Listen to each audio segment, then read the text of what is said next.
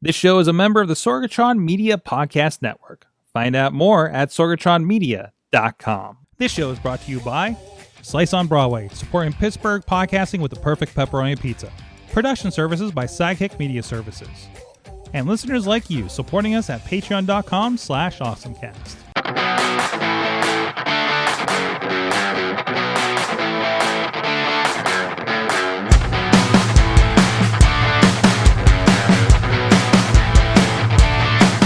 Get geeky, get awesome. It is the AwesomeCast. I'm Mike Sorg at Sorgatron here in the hotel room of Ann Arbor, Michigan. Once again, as we do 1, 2, 3 times a year, whatever that is, Missy's behind me working back there. She's in her office. There she is right there. Working away. She's not ignoring us. But we do have with us, I don't know how this looks on the other side, what it's going to be, how the final product's going to be. We'll talk about what we're using to try to stream here. I just signed up for every free trial for this thing. But we do have with us, first of all, from the Duds Cave, social media photographer, girl about town, Katie Dudas is with us. Hi. My shirt says "Be nice to dogs," but I have a cat in the background. I moved that chair just so you could see the cat. By the way, Zingerman's has a dog calendar I almost bought. I was this close to it. Oh, you know what? I decided we're going to it's going to be monthly. Whenever I'm AwesomeCast, I will update you on the new Cat Wars image for the month. So I have that for the show. Excellent. And we also have a block for intern John apparently on here, so we'll see how this goes. And I don't even know if it's going to look like this on the final product. So, but apparently the stream is going out this way, and so we'll figure it out. Anyways, Dave Potter of the iPhoneography podcast is also with us. Glad to be on, Sorg. Glad to be on. So we've tried Vimeo in the past, and this is going to be my awesome thing of the week. I don't have the audio loaded in here. We've tried Vimeo has their own kind of online StreamYard kind of pull everything in thing, Skype, Zoom kind of streamer. This is Riverside FM. We used this like 2 years ago when we were doing a podcast with Natalie over at Next Pittsburgh for a minute to bring people in and record. They were like all about using this platform, right? I'm familiar with Zencastr. We've been using that for years with our SAE clients for podcasts. And the idea is, if you're not familiar with it, the idea is it's recording locally on every computer, so that afterwards I have the best possible, like, no Skype drag kind of. I keep saying Skype. Nobody uses Skype anymore. But all of that streaming buffering crap should be gone, even if it happens during the show on this live stream. So you have a great final product. So I signed up also. I allegedly am supposed to teach my kids this in my podcast class in a couple weeks. So I decided that there's a great opportunity. I didn't have to set up nearly as much as I usually do. I got a Zoom H1, a Zoom H6. I got a headset, and the thing is, I don't have anything I can plug this 1/4 inch into. So I got AirPods underneath here so I can hear you guys. So that's how we're doing this, and hopefully this is a better quality, since these are the headsets that we use for commentary. Some pretty decent headsets. I've run into pros in commentary for pro wrestling saying, "Oh, that's what we use."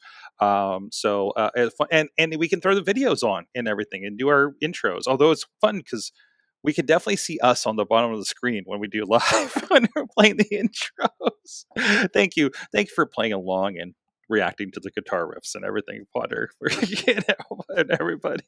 So yeah, this is pretty cool. I'm hoping. I don't know what's going to look like. Like, I know they have editing tools and everything in here, so it's a good kind of starter point to get a little bit higher quality. And I don't even mind this. Like, this is my MacBook Pro camera, and I think it looks pretty okay. So.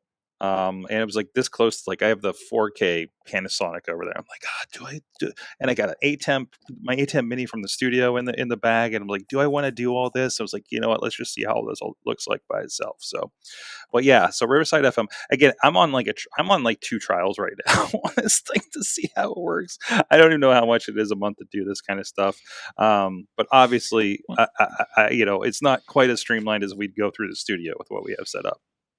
Well, that was also my question about how much does it cost, because for the iPhoneography podcast, the way we handle it now is that because the audio is what all we put out, even though Yes. even though it's broadcast on YouTube, we don't put out a video version of it. So everyone uses their own local, whatever. I use Windows recorder to record mine. Everyone else is on a Mac that use QuickTime to record their audio.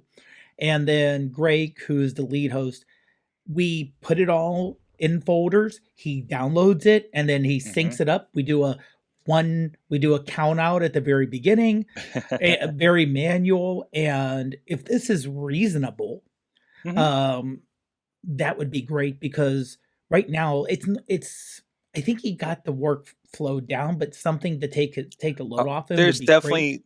You can definitely do this in a lot better way, and I also kind of love. I'm looking up the websites over here, and you're like in the corner. It does like kind of a drop down. So again, for if you're doing something like that, this one you have a free thing. You can do 2 hours of multi-track and everything like that, right? And let me see if I can share this screen in this system here. Nope, doesn't look like it wants to. So let me try entire screen. Nope, I don't know, for some reason that button doesn't go. But anyways, just so FYI, so Rivercast has a 0 deal. The plans start at like $34 a month for 5 hours of multi-track recording. The live studio that we're streaming on is another $15 add-on, so that does add up a little bit. And it says it can go up to 4K quality and all this kind of stuff. There's no watermark or anything like that, so that's kind of nice. And then it goes up, steps up from there. Now for you guys, I actually do recommend Zencastr, because like their standard it starts at about $18 a month, and these are you pay yearly or something like that, right? But they do have, if you want to go month to month, it's $20. So this is what Zencastr is what we use for again for the SAE things. They went through a tough, and we've been using them for like since we started doing podcasts with SAE back with Baja in like 2016, 17, something like that. But they've definitely been bringing in a lot of those. Like they have the AI audio, video editing, kind of stuff that you can do all the video and audio collectively. It was really easy to convert and just say, hey, let's just bring this over, and turn these podcasts into video. We just pretty much turn the video button on, we record locally, let Zencastr do the remotes, and we pull those two things together actually for what we do, which is more complicated than what these are intended to do. But they've worked out really well. We've got a really good flow with it. So this is the first time when I've gone all in. Let's do the entire show on one of these systems. No, and I'm looking at the I have the Facebook stream on my phone. That's why I'm occasionally looking down, and the quality is really clear. Yeah, I've been really impressed with it so far. So, but again, this is a nice, if you don't have the nice, studio with all the bells and whistles, like this is I definitely, this is why we're bringing it up in something like a podcasting class, because it's something that you can start and, not have a terrible Zoom podcast thing. Like we have a client that, obviously we have, with SAE, we have people that have security issues, so they can't like use something that downloads locally in the browser like this one is doing right now.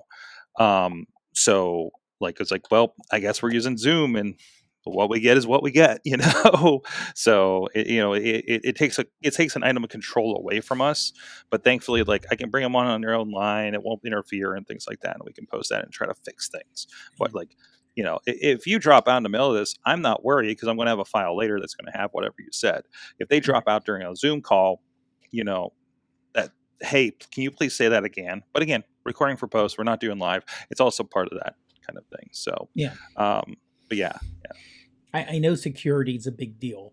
I give part of my job. One of my main part of job is giving trainings virtually, and anytime I have to do anything with the federal government or a contractor for the federal government, we use a platform called Demio for broadcasting, and they're like, yeah, it may be good, but we have to use what we're approved for. So we have to use Teams, or we have to use WebEx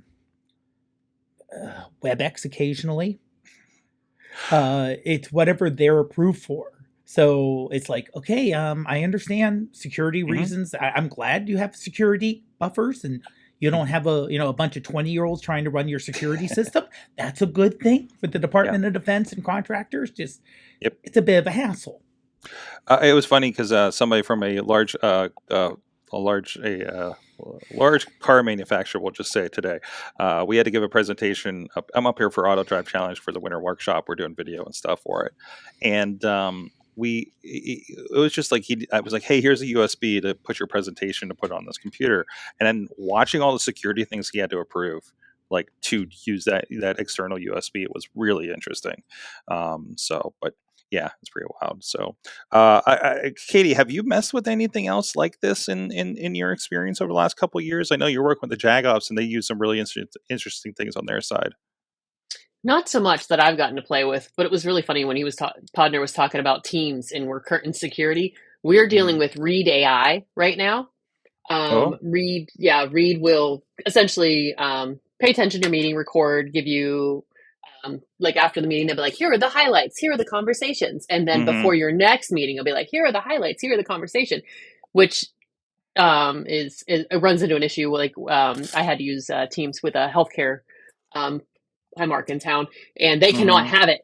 So it was literally the first part of this call was the lady booting all the Read AIs because they just won't go away. And I started our last meeting saying that the Read AI was really hilarious because it just made up some stuff. It was like somebody planning a disco. And I was like, this is so funny. And then the first part of the notes were, Katie is questioning whether Read AI it actually works. And then one of the follow-up questions is like, do we continue to use Read AI? I was like, huh. That's been there's been something like that. Like I listened to Leo Laporte's This Week in Tech, and he got something that's like a little clip on that apparently listens to everything going on around him all the time, which is another security issue and everything, right? So and it gives him a summary of his day. And it's supposed to be like as you get older, kind of remember things from day to day kind of thing, right? But in his case, it's just really funny to see what it interprets things. And also he's sitting there, like much like I am right now. Like if I had that thing on, it's catching my side of a conversation. So how is that reading that conversation? Is it just like Stork talked to himself for an hour about technology, and pondered AI, kind of thing. So like, I love the idea of it. Like I love the AI idea because it's just like, in the Zoom calls and things, like I love getting that, like, oh, next steps and everything from my business calls and things like that. Right. So, but there is also the question of like, this gets come up a lot. Like if you're in a business call, now you've recorded everything and that's kind of a legal issue. Like, if anything comes of that call and there's any content, now you have a very direct, like, here, this is evidence kind of situation. Not that I don't know, we would be in calls that would be related to something like that, but that's obviously why somebody like, privacy and things like that are why, healthcare wouldn't want to be involved. So, things that we're kind of everybody's dealing with, so it'll be very, very interesting to see where things go with something like this. So, but yeah, in the meantime, I will transcribe the hell out of AI and do all the things I'm doing in the meantime. So I keep bringing up AI tools actually when I talk about podcasting prep, and I'm just like, are you guys allowed to use AI around here at the school? And I'm just like, is there a rule on this? Kind of thing. But I'm just like, it's like, hey, this is for this is enhancement. Please proofread, but this is for take your thing, transcribe it, do this, and help, because I know in my class, I don't think anybody's going to become a career podcaster. It's an enhancement on whatever they're doing. So they're not going to hire. They're not. I really don't think they're going to hire. Like, I'm going to hire a person to do social media clips and blah blah blah blah. It's like, no, do this. Go CapCut. Do this. Do the clips. Things like, and that's exactly the kind of things we do for this level of show. So, anyways, but yeah, Riverside FM, and again, I will put Zencastr as a side awesome thing because it's literally something I used the other day for a podcast, and it pulls. We had this girl on that podcast will be dropping Thursday on Beyond the Competition with us for AWIM, and we did the whole thing, and I was like, her video is really rough, right? Pulled down the thing, it was 1080, looked pretty decent, pretty good for a webcam, let's be honest, right? But yeah, no, I really appreciate that, and I think the whole show's clean. It's good. People aren't on the best podcasting mics, but it's very listenable. I've heard higher end corporate podcasts that sound a lot worse. So, I mean, who hasn't at this point, right? We're like, but it is what it is. And we do what we can to keep that keep that level up and everything too, right? So anyways, let's go down the line. I got to figure out where my sheet is. Katie, let's start with you. Since it's been a while since you've been on the show, what is your awesome thing of the week? Well, first of all, we're going to bring back the Cat Wars calendar. If you've not been part of the Cat Wars calendar conversation, I received this calendar not just from Sorg, but also our friend Riz.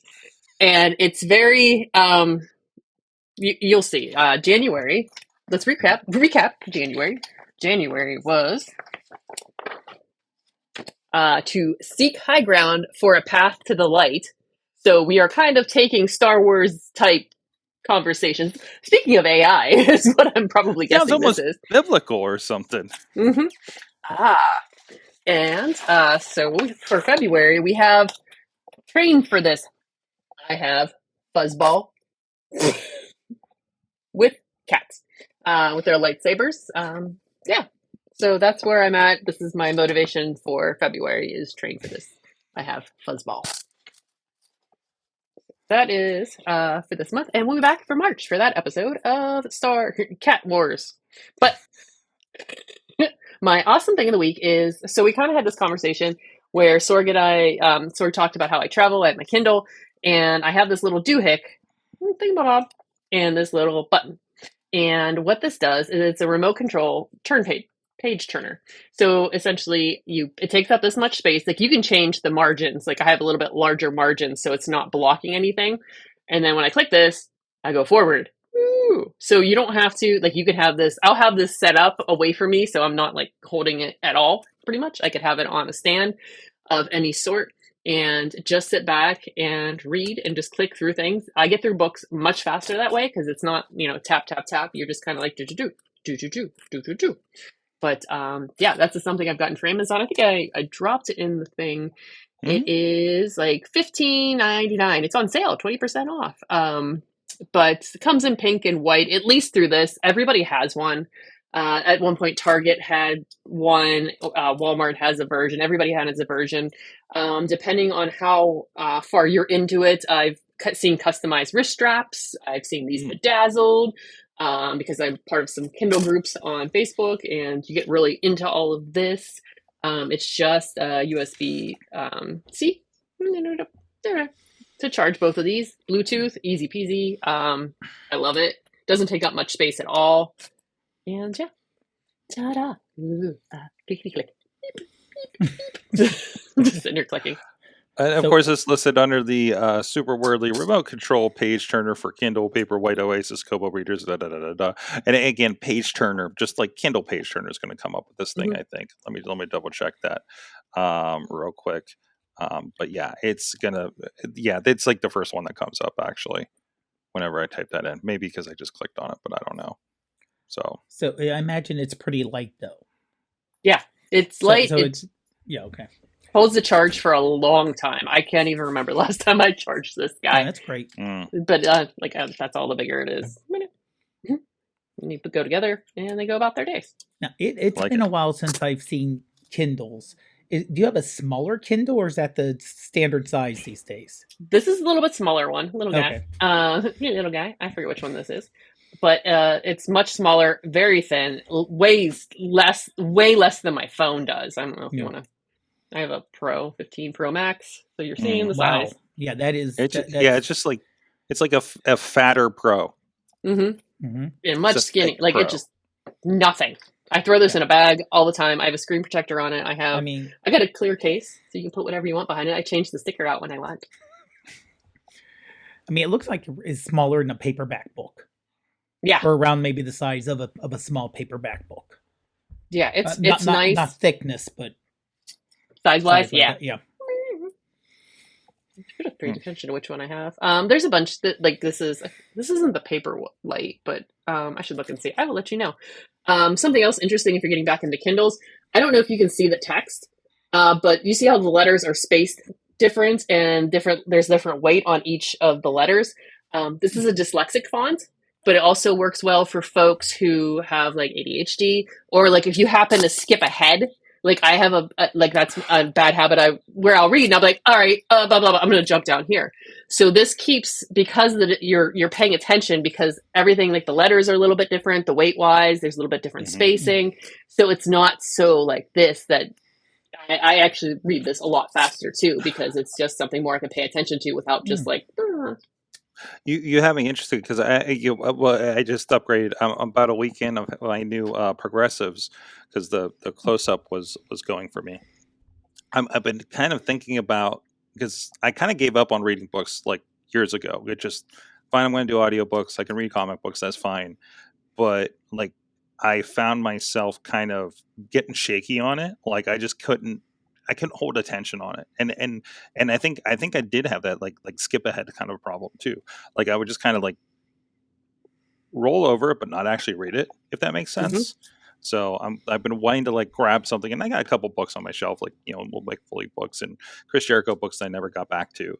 Yeah, like I'm considering giving those a shot and seeing if like it's better now that I've corrected my classes for the first time since 2013 was the last time I had an eye exam, by the way.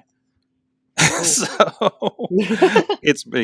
so I'm literally walking around with new eyes at this point. So but now I'd be curious about that and see if that extra font kind of maybe helps out a little bit too.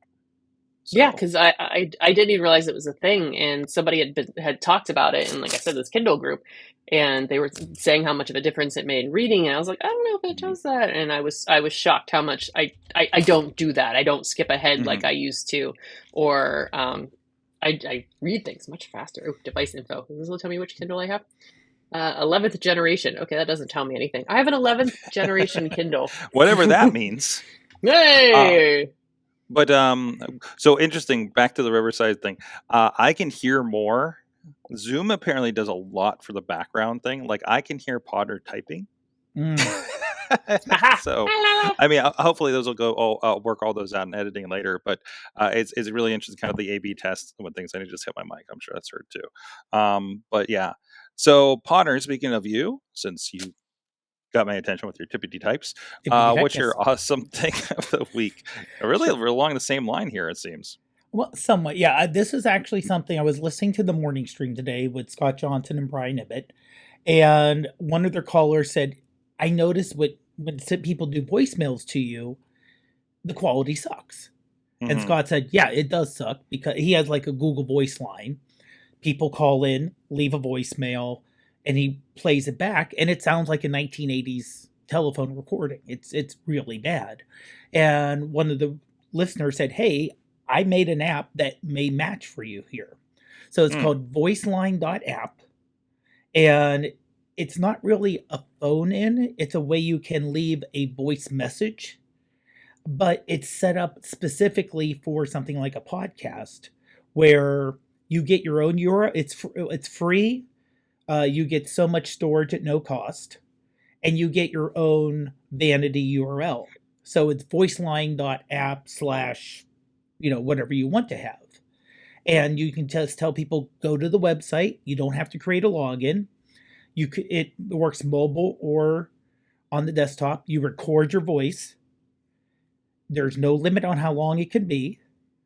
And it records the voice and then sends the file to the podcaster who set up the account with an AI transcription.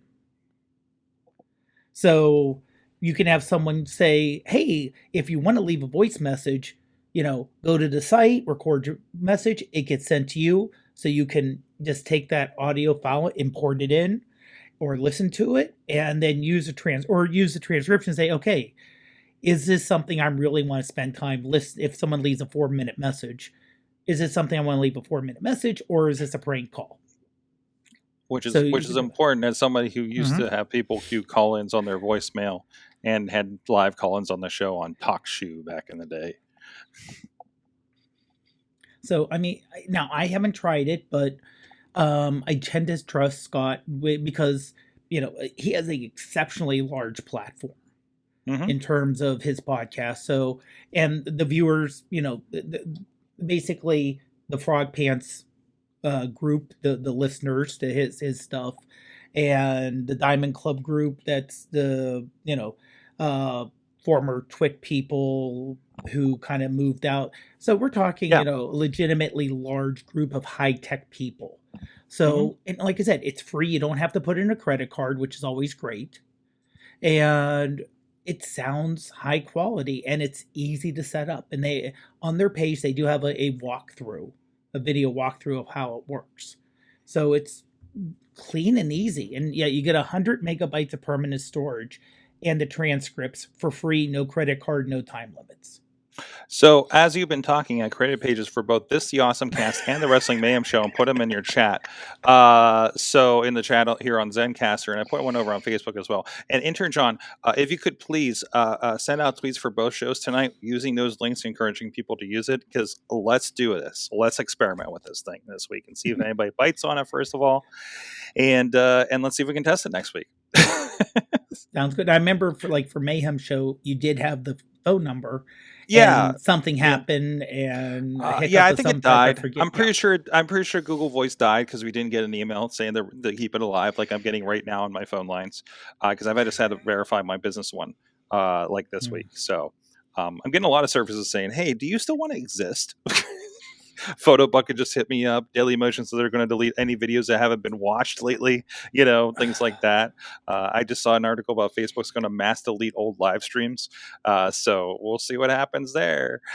Anyways, so that is voiceline.app if you want to check that out. It's free to start, and let us know your experiences with it too. Let's take a moment here to thank our friends over at patreon.com/awesomecast. Hey, when I'm kind of having a weird week where I'm like, oh, I'm traveling, I don't want to want a show. It's like, no, people are paying for this show, guys. So I'm very interested to make sure you guys get what you're paying for and make sure that helps motivate this show to keep happening here, to know at least some of you are listening and dedicated show and putting something into it. So that really opens that up for us. So thank you so much to our friends out there. First, executive producer, excuse me, I don't have any actually feedback in my head, so in these giant headphones, so I get a little, I think, slurry sometimes when I can't really hear myself. But no, thank you, Brian Crawford of the new Pittsburgh exhibition. I'm trying to remember. I think it's a sequence. That is project out there on the social medias. Cynthia Klosky, John DeGore, and of course, Dave Partner of the iPhoneography podcast. You guys support the show too. When we're not on the road and doing crazy stuff, we do put extra content out at patreon.com/awesomecast. So, Dave Partner, you have an old school thing of the week. Yes, and actually, I was just leaving a message on the AwesomeCast line, so that's what I was doing during literally the Patreon just right now. Yes. You've been doing that. Mm-hmm. Maybe I can pull it up by the end of the show. No, I don't even know how I can interface it here. But okay, yeah. So I wanted to do not necessarily an awesome thing, but an awesome person. Okay. Because this is February and it's Black History Month, I wanted to pull up someone who was early on for video games that you may not hear of, but very important for the very early on. This gentleman named Jerry Lawson. He did have a Google Doodle on his birthday last year. So he started early on, went to Queens College and the City College of New York, left for Palo Alto right when it was about becoming Silicon Valley. So we're talking mid-70s. He started to work for Fairchild Semiconductor as a consultant. Old. A few years later, he was director of engineering and marketing for their video game department. And they created what they called the Fairchild Channel F system, because F is for fun. And it was the first video game console that featured interchangeable game cartridges, an 8-way digital joystick, and a pause menu. So basically, it was his team that helped develop basically what we think of video games, home video games, where you have an interchangeable cartridge. Before then, your game was whatever your game was. If you bought a Pong home game, you played Pong on it, and that's it. There was no, I'm just going to buy a cartridge and switch out now and then. So he started to make his own software. They did create software for the Atari 2600. And basically, Atari blew up because you bought the console and you could buy interchangeable games, and it was a simple joystick. I know it wasn't as good as the Nintendos and, the Sega and the Sonys with the multi-button joystick. But for the early 80s, you could have something at home that was reliable, robust, because people drop stuff. But it was a simple left, right, up, down joystick with a button on it. And this was early on. So it didn't, unfortunately, his company didn't survive, but one of the pioneers. And you just don't think of 1970s Palo Alto, Silicon Valley with an African American gentleman. Mm-hmm. You think the Steve Jobs, the Wozniaks, if I said, imagine, early pioneers for most people, you would think nerdy white guy. And there were African Americans out there. There were women out there. There were other people of color.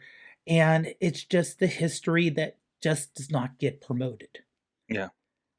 So I think it's just important that, we recognize the people who were there and not just, I hate to say the term, whitewash it, because it was multicultural out there. There were tons of people out there doing their things who were geniuses at the time, who introduced new things that we all use now. And by the way, I've been playing the game while you've been talking about this. This is great, and it's actually, you can design your game.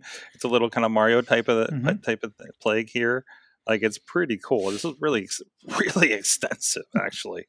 So I definitely recommend that. That's the Gerald Jerry Lawson's 82nd birthday Google Doodle, and that's an awesome old school thing of the week.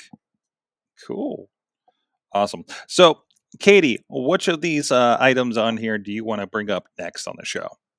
Ooh, what can I bring up next? What's this? Listen, E-ZPass. Yes. I'm going to ask anything by E-ZPass because, wow, E-ZPass. So I got a notification about this because I was in my E-ZPass adding my rental car for this trip up here, right? And and so I'm like, okay, what's this about? So, and they have a little bit of information page. It's linked there in the notes for you guys. It's a non-toll pilot program that uses E-ZPass for touch-free payments for gas and off-street parking.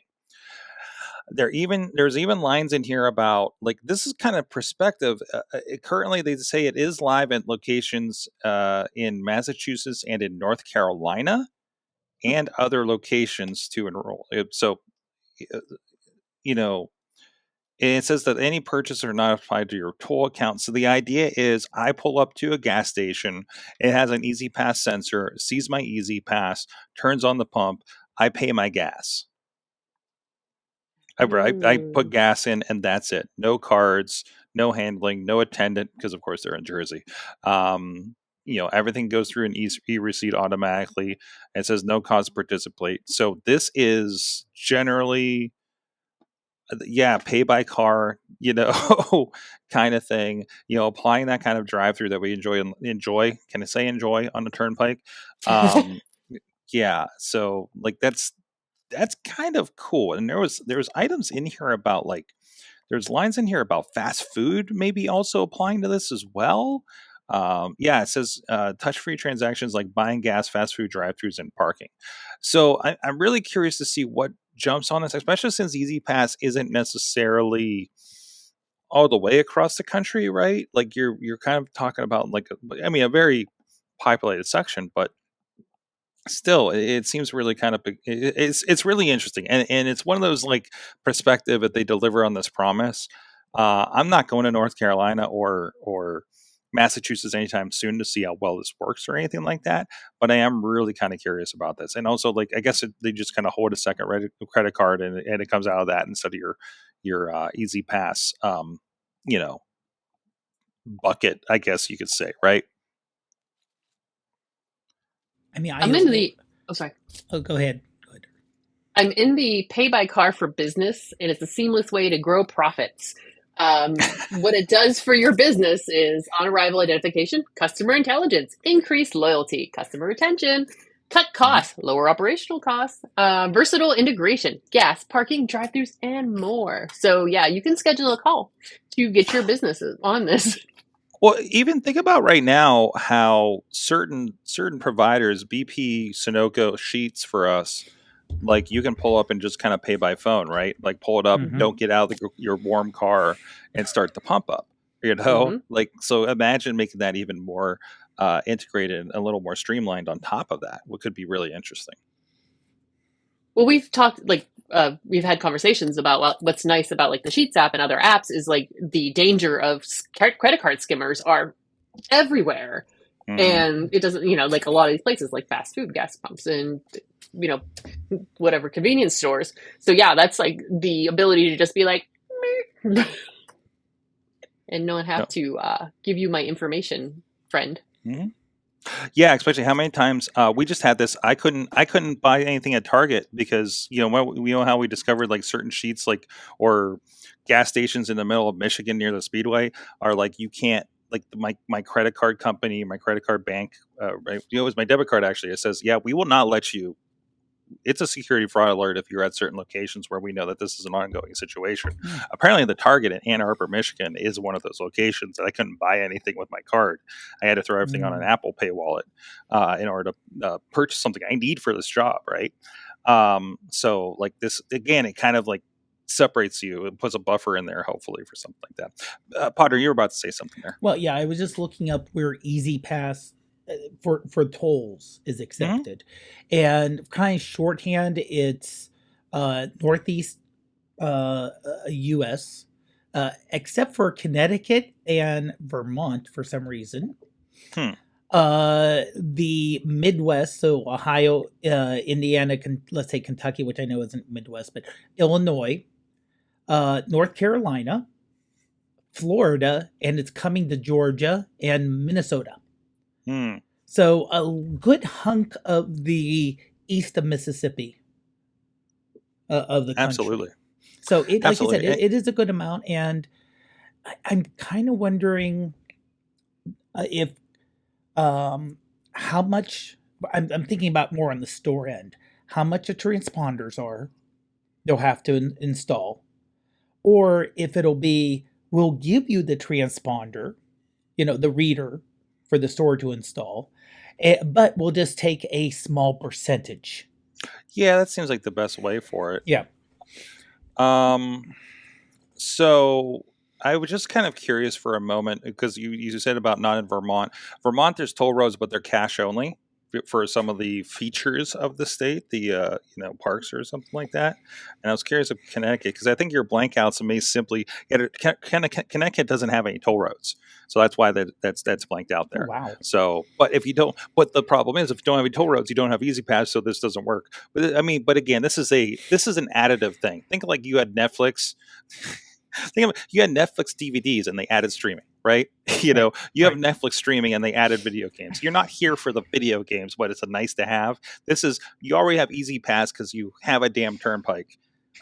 But also, that means you travel a bit and you probably would like to get gas on the turnpike at least, honestly, that would be nice. That's the first place you start. Put every Sunoco on the Ohio Turnpike has the E-ZPass pay. Boom, you're in, then I don't know. Well, there's no drive-thrus because at those travel plazas, but there could be, there could be a roll-up kind of thing. Wouldn't it be great if they had a drive-thru that I could take my pick of the Burger King, Panda Express, and Sbarro at the travel plaza the other day? It's like it's the best drive-thru ever. Or combo. Yeah, absolutely. I mean, they're basically being run by the same people back there, so why not? But I mean, now you start seeing like it's not just like, oh, I have E-ZPass and a random place in Columbus where there's no toll roads is going to have E-ZPass, right? Like it's going to be, I think it's going to be additive. I think it's going to be connected for something like this. So yeah, I mean, and I'm just again trying to think from like the store side for it being sent out. Like a lot of stores didn't want to use Google Pay or Apple Pay, Right. because they lost the information about the customer. Walmart still doesn't. No, and they're trying to make it as a positive. It's like, no, I want to do the Apple Pay. I don't want you to have my information. It's a positive for them because they have your information. You're logging Exactly. that they force you to make. Yeah. And honestly, I don't trust apps that I have to put either in apps that you have to put your credit card or a bank account in. That's scary. That's actually scary. What I think that's what Walmart makes you do, is it makes you put in your bank account information. Now, if it's a debit or credit card, you can cancel those in case something gets hacked. And with a credit card, there is that limit, of course. Your bank account, you could be SOL. So, yeah. Very interesting. This is one I think both of you will be very interested, especially you, Katie. I think you're going to love this one. You see the double MagSafe rings article that I have there, and it has a TikTok. So the idea is you have 2 MagSafes, which can, you can attach yourself if you have like a MagSafe sticker ring that you put like on a wall or over your bed or something. Or you can use it as a stand, or even better, you can MagSafe 2 phones together. Listen, I have, I was curious, I didn't know exactly how I was going to do this setup.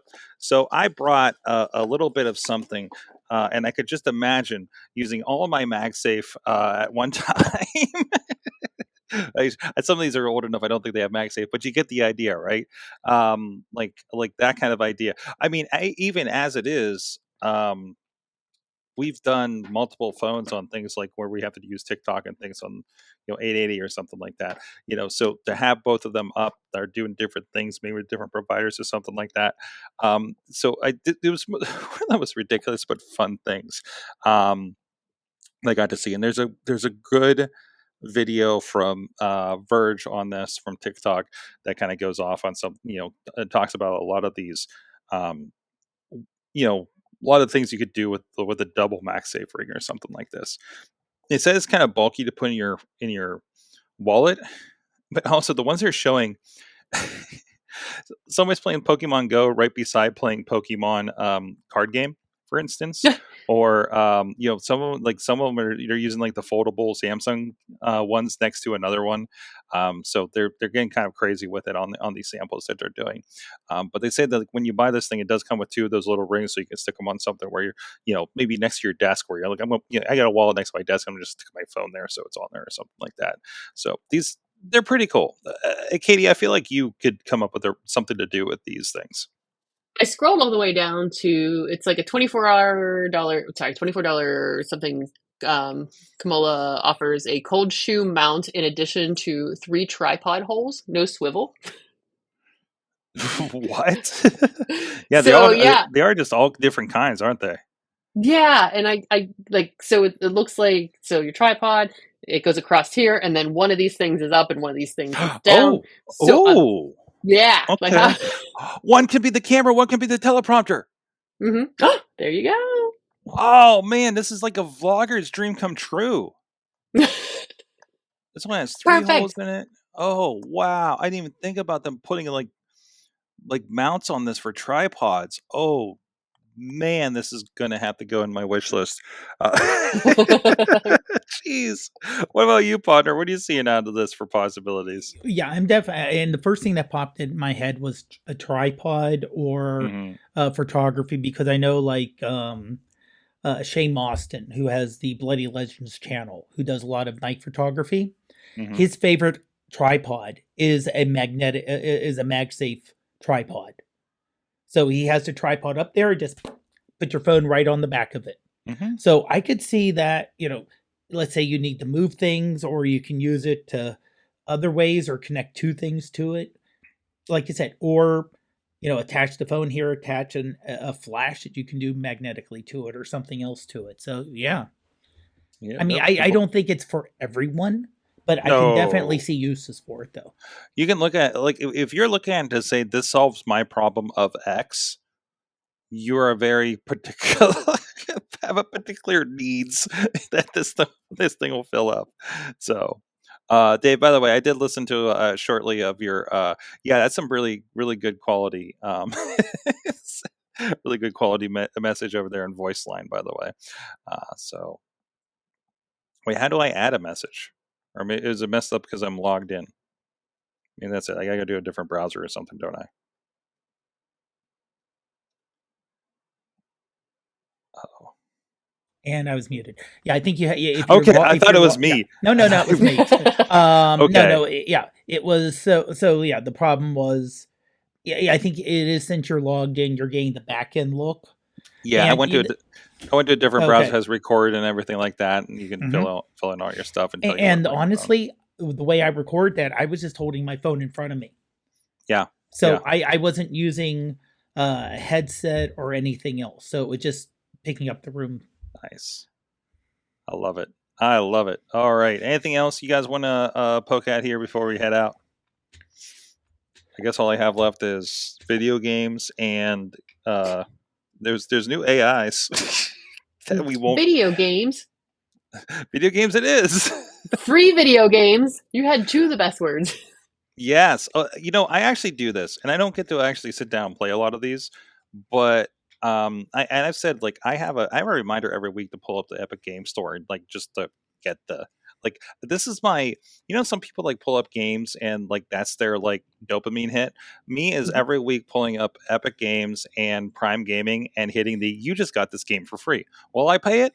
Probably not, but it's a game I have, and now my Epic Game Store, like, has like 80 some games in it, right? But there was an article kind of talking about how much they've given away. They said they've given away the amount of games that if you hit free every time they did it. And also think there's once a week they have 1 or 2 games, but also during holidays, especially Christmas, they do like 12 days of games and stuff like that, right? And I usually lose track of it and don't get all of them. But it said if you hit that on everything in 2024, you came away with $2,229 worth of games. That's incredible. And they've had everything from like GTA 5 and stuff like that on there. It's some pretty cool stuff. If you look at Prime Gaming, the one thing I like with that, have you tried Luna lately, guys? Mm-mm. Which is their, like, GeForce Now Game Pass streaming. I started playing with it a little bit because I got a new Fire TV stick because we were watching pay-per-views at the studio and we were using, what was it, probably Chromecast or something that kept dropping. So I'm like, I just need to get some new technology. Maybe that will fix things. And I was like, oh, Luna, I haven't tried that for a while. They started importing games from Epic Game Store. Not a lot, but you can do like the Fortnite stuff on there. If you have games from GOG.com, which is part of Prime Gaming, gives you a lot of games on GOG.com. There's a number of those games that are in there. If you have an Ubisoft account where they gave out some free stuff or you bought some stuff, that's now part of that. If you have everything connected, like, it'll give you that. Or there's a lot of free games that Prime gives you that are under the Prime installer that are also in there too. So even I started playing Watch Dogs on the TV. And I was playing Watch Dogs through, I think it was through the Ubisoft account back on GeForce Now when I was first starting. It still has my save game on a whole different platform. Whoa. I'm like, I don't even know how it did that. It must be just uploaded to Ubisoft or something like Game Pass does or Xbox does. So pull that up if you have some of these and see what comes up if you're a PC gamer of some sort, because it's really kind of fascinating. And now I'm just like, oh, I could just like load one of these games up randomly on my TV in the studio, and I'm also, now I want like a Fire TV stick on like hanging off of every TV I have. And they're $20. I got the $20 HD one and it plays everything tremendously better than the $80 TVs with it to build in, honestly. So yeah, absolutely. So worth looking at. Epic has been doing this for a while, but it gets you to install install the app and, on your computers or your phone if you're in the EU, I guess, and brings you into that ecosystem. They're trying to compete with Steam, of course, right? So this is a big one for them. So I don't know how long they're going to keep doing it, but I think it's a pretty cool thing if you want to stack up your games like that. Some of the games are PC. Some games are compatible with Mac too. Not always the games I want to play, but there's definitely a number of them I can install on my computer. So, same with GOG.com. Yeah, it's an option. It's like, it's not everything. It's kind of disappointing because they're like, oh, I want to play this. Nope, that's PC only. Okay, or only the first Tomb Raider is available and not the other ones. Right? Things like that. So, worth looking at. So, anyways, where are we? Losing track because everything's in Windows. On that note, we should wrap this up. I don't want this to go too long because I got to figure out how to edit it on hotel Wi-Fi, guys. So and I keep leaning in, and I realize how huge I'm going to be on the screen when I try to process this later. So you guys got anything else you want to touch base on the way out the door, or well, I've killed her here. Anyways, thank you, Katie. Good to see you back on the new do and everything. Nice for you to get a new haircut for the coming back on the show. Yeah, new cut, new color. It's all different. Ta-da! And also the cat slept through the whole show. Oh, nice. Mm-hmm. Even when we're talking about Cat Wars. Boss. Yep. KatieDudas.com. You can see what's going on with Katie over there. And Dave Ponner. Dave Ponner at the iPhoneography podcast, ProfPod on most of the social media.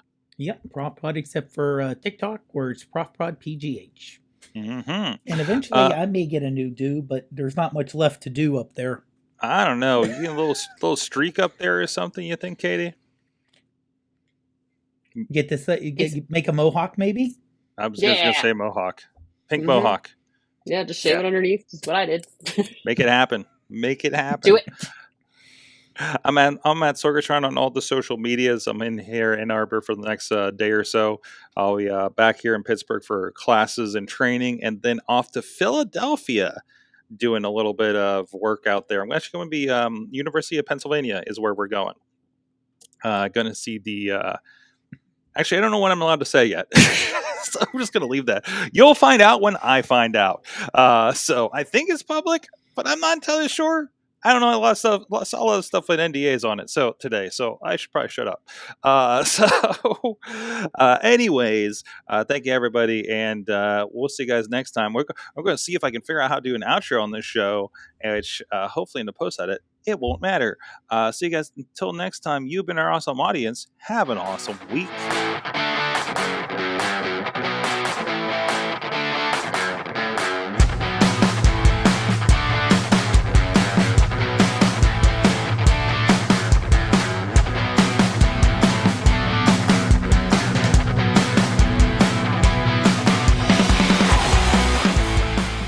This show is a member of the Sorgatron Media Podcast Network. Find out more at sorgatronmedia.com. I'm Eamon. I'm Merlin. And we're a gay. And his NB. Are you a reality television connoisseur? Do you like it discussed from an LGBTQ lens? If so, A Gay and His NB is the podcast for you. Hear us break down all your favorite guilty pleasure reality shows from Bravo, Drag Race, and just about everything in between. Listen to A Gay and His NB on Apple Podcasts, Spotify, or wherever you listen to podcasts.